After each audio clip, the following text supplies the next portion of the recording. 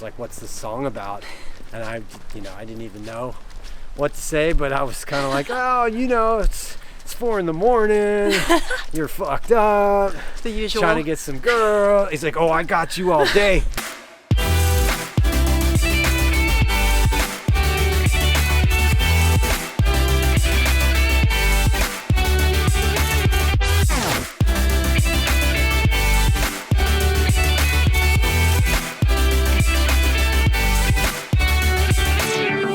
What's up, everyone? First Sidewalk Talk interview of the year is with Destructo. What's happening? Super excited to have you on today. I've actually been a huge fan of Hard since I started going in 2010, 2011. But yeah, I would love to hear more about your history and how you grew up in Washington, D.C., how you got into the industry. I'll let you take it from there. All right, well, my story goes, gotta watch out for all these jacked up sidewalks. I've been like tripping like this whole like... My story is like, when I was a little kid, my dad was in the music business, so he ran like radio stations and clubs in Washington, D.C., and then took me to a lot of concerts. So when How old were you? Like 8 years old, I saw like Led Zeppelin and Black Sabbath and Alice Cooper and Kiss, and I was just always around music. And then my dad moved to New Orleans in like the 80s to be on the radio there. And then the music switched more from like rock to funk. And it was more like Prince and Michael Jackson and Rick James and the Gap Band. Wow. And then he moved to LA. And so I went to high school here. And then I started, went into college a little bit and started hearing electronic music in the warehouses in downtown. And this was in the 90s, right? Yeah, early 90s. And then just started buying records right back here on Melrose. And started DJing as Destructo and throwing events. The Sermon was like the first event that I produced. I wouldn't really call it a produced. It was more like a smattering of show up and no one was really there. But it was like a 6 a.m. after hours party. And then things just kind of progressed from there. Wow. And so when you were DJing, you were also throwing events at the same time. Was that like side by side, or how did you balance both of it? Yeah, I didn't have a DJ, so I just kind of DJ'd because for lack of having a DJ or being able to afford one. And then I kind of had a sound though that I wanted to. I was definitely more of a Destructo back then. Where my sound was like hard, techno, like, techno, yeah, like heavy, like Joey Beltram, R&S records, like a lot of like Belgian, German, hard. I love German stuff. techno. Yeah. Damn, I want to listen to your old music now. Yeah, but this was like, it was the primitive versions of that, but like really good stuff. But my idea was to keep people awake at 6 a.m., 7 a.m., just play really heavy. And it was DJing and promoting was kind of together at the same time, just out of necessity. And you actually started the name like Electric Daisy Carnival, right? Yeah. How did that happen, and how did that turn into Pasquale's thing? Well, what happened is, so as I was doing the Sermon, then I had an idea to do a party in a water slide park. Oh. And actually, we had done one party called Midnight Mass. And then the next one was water park idea, but I didn't have a following of enough people to really be able to go to the water park. So I partnered with this guy named Mr. Kool-Aid, and his party was called Double Hit Mickey. And so he had Double Hit Mickey, I had the Sermon, and then we came together to do Magical Mickey's Holy Water Adventure. Oh, wow. And that was in the water park at Irvine, Wild Rivers. And then it went so well, he came into my apartment and said, we're going to do an Electric Daisy Carnival. And I was like, okay, that sounds cool. What's that? Well, we're going to have a fire eater and a bearded lady and a Ferris wheel and bumper cars. And I was like, okay, that's cool. So we did that. And me and Kool-Aid did a bunch of Double Hit Mickey parties for a couple years. And then I went into the record business. I got hired by Rick Rubin to sign electronic music. And so I was in the music business for a good 10 years, maybe something like that, maybe 15 years. Jeez. Before I kind of went back to producing shows. Okay. And just I was making records. It was a lot easier to make records and then have people take them home and listen to them instead of having to deal with thousands of people coming together and creating problems all over the place. Yeah. But then people stop buying records. Oh. Right? No one buys records anymore. They stream them. So then that's when I started hard. And you were working a lot. You started doing a lot more electro, working with rappers. When did that transition occur? Well, I've always liked rap. You know, my dad, when he was in New Orleans, was playing a lot of Africa Bambaataa and Run DMC. I think the Beastie Boys even at that time. And I just always, to me, rap is electronic music. It's made with the same synths and the same drum machines. So to me, the sounds were the same, but just didn't have vocals on it. And then when I started really kind of getting back into producing and playing out as Destructo again, after making a couple tracks, I thought, if I'm gonna spend this much time making these tracks, I might as well put some words on them to separate the boys from the men, like it's nuance. But and then I thought, well, what would be good what would be good vocals to go on there? And then I thought, rap music goes pretty good with electronic, and it's and what they're saying, It's funny because the first song I did was Party Up with YG. And he called me. I love that song when it came out. He called me and he asked me like, what's the song about? Because we were never in the studio together. He went in the studio in Atlanta, and I got really fortunate to hook up with him, and he was like, what's the song about? And I didn't even know what to say, but I was kind of like, it's 4 a.m. You're fucked up. The usual. Trying to get some girl. He's like, oh, I got you all day, and then that and that's how it came to be. That came out of there, yeah. And then we got to hang out and stuff after that, but that's how it all kind of started. How long did it take for you to produce that song? Well, it took a while because from the time that he recorded it and then the time that it came out, he ended up putting out like his first #1 album. And like just went huge, and there was a little bit of drama of getting it out, but then him and I connected and played him the song again, and then he remembered it and was like, yeah, this is dope, let's do it. And then so it took a little while. It always takes a while because there's a lot of back and forth, like paperwork and lawyers and clearances and shit, but he was amazing, and fucking love that dude. Dang. Because he kind of started the whole thing. I think then after that, people were like, fuck, YG did a song with this guy. Like, I'll do a song. The next thing, I'm in the studio with Too Short. I'm in the studio with fucking all these people, and it just kind of nice. It just cannonballed, snowballed. It just became fun, because I think for me too, like there's never any goal or like I think a lot of people go in the studio and they try to make a hit, or they got some kind of, it's got to be like this. Mine was more like, let's just have fun and see what happens. If nothing happens, it's totally cool. Fine. Something always happened, but I remember going to the studio with Problem, and he was amazing too. Like I just remember, it's funny, like each song I have the memory in my mind of like how it came together. That's almost like cooler than the actual song. So I have a question for you then. Yeah. How did Techno come together? What, the song Techno? Yeah, the song Techno. Sorry, yeah. Oh, that was one of the easiest songs ever. Really? Like, well, what happened was I was doing, I did that with Wax. I was at Waxy's like in his bedroom with like the dirty socks on the floor and shit. And I was like, I always wanted to do something with that sample from Eminem. And we just ripped out this slow banger, and literally it was like 10 minutes. Jeez. And it was like, I always wanted to use those vocals, and they just fit right in there. And it was kind of like that was one of those like happy accidents. We didn't think much of it. We were just like, okay, cool, it's a 112 fucking banger. It was a banger. And people love it, So I don't know, that was a good happy accident. So ever since you moved to LA, were you hosting shows and producing music full time? Was there anything in between? Were you trying to figure it out, or you just put all in?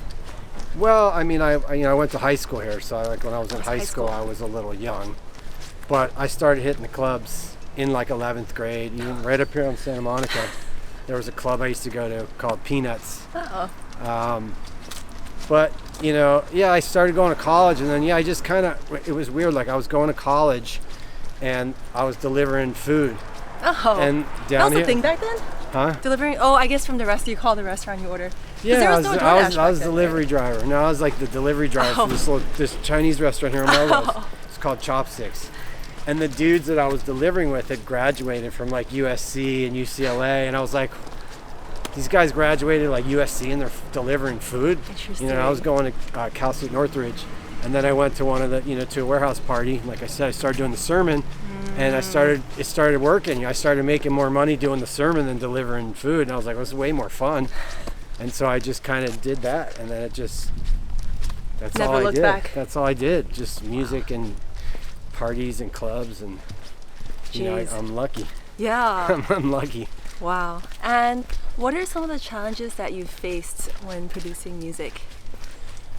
I don't know if I have a lot of challenge. I guess the challenge that I have is probably I wish I was more skilled personally at every aspect of making the music. Like I know exactly what I want it to be, but I need help.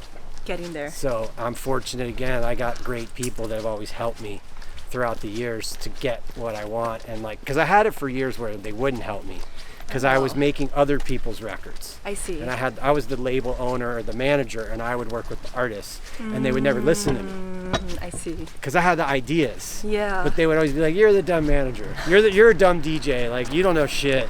We're the musicians. We're the musicians," and they would never listen to me. And then when like hard started and everything, I started getting people that would like let me express what I want to do. Yeah. And it worked because I know what to do. Yeah. So I guess for me it's just, I wish I was, I have many hats, so it's like I'm not just like the guy that's in the studio 24/7 and that's all I do. You're a jack of all trades. Yeah, so it comes slow. It comes slow, and it comes when it's right. I'm not like, it's not my one. It's not like I'm just gonna make songs and that's it. Yeah. You started 2 record labels too, right? Couple labels, yeah. And you just shifted away from that to focus on your own music now? Well, I just found that like I don't really know how, like back in the day, like my record label was with A&M Records, Herb Alpert and Jerry Moss, Janet Jackson was signed there, and Soundgarden, and Herbie Hancock, and that was at Interscope. I worked with Jimmy. I worked at like, when record labels really meant something, and there was a lot of money in making those records. Yeah. So then when all that changed, like so much has changed. Like I don't really know how to. I used to know how to release records. Like I used to know how to get records on the radio and get records on MTV and get records up at Tower Records. When you walk in, there's a billboard and there's a system and publicity and like the old school way of putting out records. And now, you got to be on TikTok and you got to be funny and you got to this and that. Like, what do you think of the whole transition? I mean, it is what it is. It's just not me. I see. It's not really like, to me, I'm more about like, I just want to play the record at the club and get people to dance and like, or have the record and listen to it, or, I'm not trying to like be this funny comedian or get more likes. It's just not really, it's not how I view the world. I see. I think that the cream should just rise to the top and you make good music and it should do its thing. But the problem is everyone has the same type of tools. And you got, I think the last time I checked, I mean this was years ago with Beatport, they get like 40,000 new songs released a week. How the hell, how does anybody stand out? You know what I mean? Like it's way different. So, but yeah, I love helping other artists. That's always why I've had the label, is to help other artists, help the guys that help me. And I always continue to push and like try to promote. And I think I was able to do that and still do that through my events. But there's different nuances to like releasing records. Yeah. That's just not exciting. It's not exciting to me. I see. To try to figure out how to get more views on fucking TikTok. Like let someone else deal with that. Are you on TikTok? Yeah, I got a TikTok, unfortunately. So tell me about your Future Funk EP. So you just came out with that.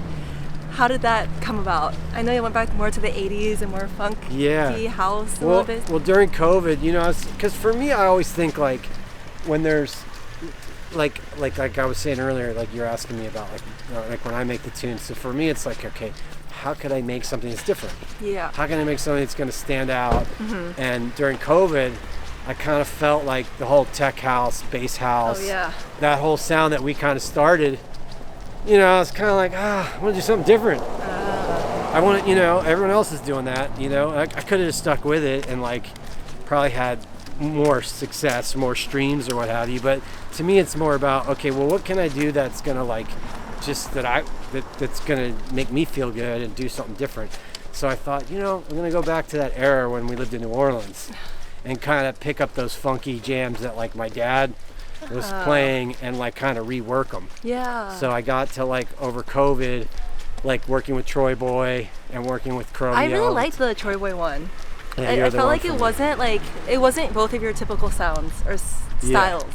Yeah, well, it's kind of a throwback to this record from DJing called "You're the One for Me" that my dad played on the radio. So the melody of the song is this. I wouldn't say we took the melody, but they let us use the melody. Oh. So the melody is an old melody that's been in my head since I was like 10 years old. Wow. And Troy kind of was working on. Troy, I think, made a couple records that kind of throwback like that as well. Like he says in the track, old school sound with the new shit, bringing the old school sound to the new shit. Like, and so we made it, and then I thought like, okay, well, I want to put like a really cool vocal on it. Watch the curb. And I didn't really know what to do. And then I just tell Troy, I was like, dude, just do your like sexy Troy Boy, like, will you be the one for me? Like, he's dope. And he did it? Yeah, and that's the vocals, and like it just I kind didn't realize it was of him. it just kind of worked. And then the other one, the F with Me track, that's Chromeo, right? Yeah, but that's a throwback to the group was called One Way with Al Hudson, and the song was called Cutie Pie. My dad used to play that on the radio. Aww. So we took that melody, and then I met this girl, Tina D, who she wrote a verse and the chorus, the melody, like the lyrics and the melody. Wow. And then she's blossoming now, but I think she was kind of a little bit more like a writer for other people. And I was like, she did such a good job, just let her, like, give her the shine. Oh, that's but amazing. then I sent it to the Chromeo dudes because I wanted that talk box to have that sound. And I was like, hey, maybe you guys could write a little melody, some hooks, something. Yeah. And they're like, she did such a good job. They're like, we'll just ad-lib everything she did. Wow. And just put it all together. My boy Corey helped me. And then the last one there, the Perfect Beat one, that one's like Africa Bambaataa, Soul Sonic Force, and I just wanted to like kind of polish that one up for 2023. And then they all kind of came out at weird times, and it was like, okay, finally I can stick them together. And there you go. And they encapsulate that time of my life, like when I was a little sprout that's like looking up like, what's all this, Dad? And I'm like dancing around, a little kid in my bedroom. Oh, like, that's so cute. That's honestly really like heartwarming to hear the story of how it all happened too. Did your dad get to listen to the EP? Yeah, I sent it to him, and he like, it's weird because my dad's like still in the music business. And he still is. Yeah, and he doesn't understand why I don't just make a song that sounds like, whatever's popular on the radio. Oh. He's kind of like, he's a little older, and he just wants me to have like a big like hit record, like a big records. I see. And like to me, like, I mean, I think they could be big hit records, but that's not really the goal. Yeah. I just want him to be like, hey, Dad, like I'm giving you the nod on like what you put into my brain. Aww. Just to check it out for that. But like to him, it's like if it's not on the radio, it doesn't matter. I see. It's not like. He's like, there's a new Justin Bieber, there's a new whatever, like there's a new Weeknd, get the Weeknd on the record, like, and I've always been the black sheep of the family that does like weird shit, like in music, Do you have siblings who also do music? Yeah, well, my brother, he passed away, but he was Slipknot's manager, and my brother was like the metal guru, so he was like metal, my dad was like radio, and then I'm the electronic guy. And they were always like, that music that you like sucks. There's no lyrics, everyone's on drugs, no one buys it, like you're wasting your life. Like it was just always a constant like, Interesting. Because I'm the youngest. So then though, my brother passed away, and then all this shit did blow up, and now my dad's like, my son, he's the rave king. I'm like, he's So you know, I get. So the, he's still proud of you now. yeah, of course. I get the Okay. props, but it's still it was definitely there was like 20 years there where like That's true. I was working in electronic music and no one gave a fuck. Yeah.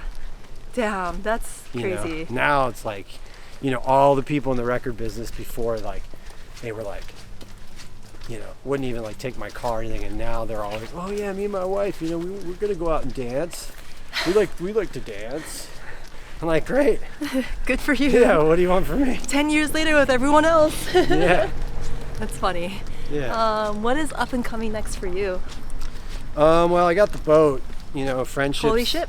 Friendship. French, there's a new boat? Yeah. What? Yeah. Tell me about this friendship. So, well, you know, I sold Holy Ship and Heart and all that to Live Nation. Yeah, and so I saw that. I had to, you know, move on. So I created a new boat called Friendship. This is our third sailing. We went in 2020, right before COVID in January. I think my friend did go on that. Where does it go again? We go out of Miami and we go to Nassau, the Bahamas. Oh, okay. And Friendship. all my ship fam come with me on Friendship, and we have a fucking blast. So I'm getting ready for that. And then I got a bunch of tour dates coming up, like in the spring, summer. And then Nationwide?